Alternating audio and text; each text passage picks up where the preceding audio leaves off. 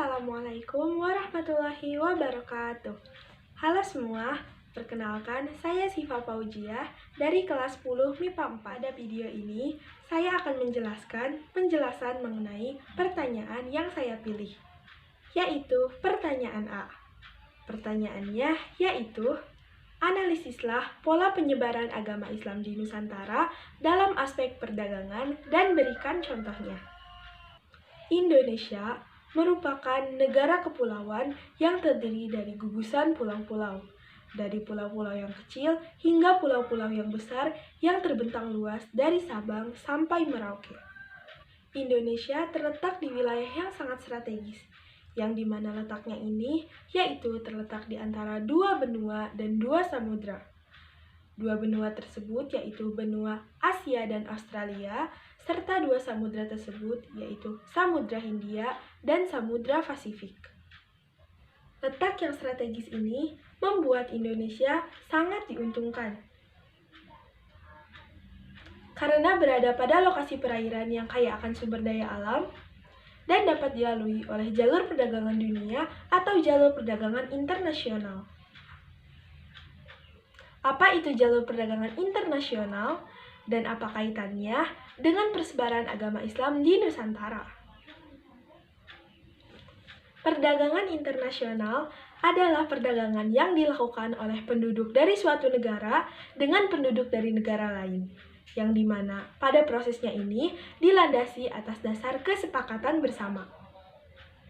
Dan jalur perdagangan internasional adalah jalan yang menjadi penghubung agar dapat berlangsungnya kegiatan tersebut. Kaitannya perdagangan internasional dengan persebaran Islam di Nusantara, yaitu melalui perdagangan inilah agama Islam masuk dan berkembang di Nusantara. Hal ini karena letak strategis Indonesia yang menyebabkan wilayah lautnya menjadi jalur penghubung perdagangan internasional antara Asia Tenggara, Asia Timur, Asia Selatan, dan Timur Tengah. Karena hal itu, banyak pedagang dari negara-negara asing yang hilir mudik pergi ke Nusantara dengan bertujuan untuk berdagang. Namun selain berdagang, mereka pun datang ke Nusantara dengan tujuan lain, yaitu untuk menyebarkan agama dan keyakinan yang mereka anut. Setiap orang tentu memiliki keyakinan masing-masing mengenai ajaran agama yang mereka peluk.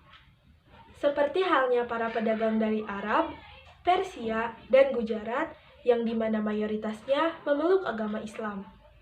Saat mereka datang ke Nusantara untuk berdagang, maka terjadilah interaksi antara para pedagang tersebut dengan masyarakat di Nusantara. Interaksi tersebut menyebabkan pertukaran pengaruh antara para pedagang dan masyarakat di Nusantara. Interaksi para pedagang Arab, Persia, dan Gujarat dengan masyarakat di Nusantara menyebabkan meluasnya pengaruh ajaran agama Islam di Nusantara. Karena jalur perdagangan ini banyak terjadi di wilayah pesisir, maka daerah pesisir seperti Jawa, Sumatera, Kalimantan, dan Malukulah yang menjadi pusat penyebaran agama Islam di Indonesia. Islam sangat mudah diterima di Nusantara karena ajaran Islam ini dianggap baik oleh orang-orang. Islam mengajarkan perdamaian, dan dalam Islam tidak mengenal apa itu kasta. Oleh karena itu, penyebaran agama Islam di Nusantara melaju pesat melampaui penyebaran agama lain seperti agama Hindu dan Buddha. Melesatnya perkembangan Islam di bumi Nusantara ini ditandai dengan munculnya pemukiman-pemukiman Islam di kota-kota bandar pelabuhan besar, seperti Malaka, Aceh, Demak, Banjarmasin, Makassar, Ternate, dan Tidore. Karena perkembangan Islam di Nusantara ini juga melesat dan mulai memengaruhi kehidupan kerajaan-kerajaan di Nusantara, maka hal ini juga ditandai dengan bermunculannya kerajaan-kerajaan besar bercorak Islam di Nusantara. Seperti Kerajaan Samudra Pasai, Kerajaan Demak, Kerajaan Aceh Darussalam, Kerajaan Islam Banjar, Kerajaan Mataram Islam, Kerajaan Pajang, Kerajaan Cirebon, dan Kerajaan Maluku.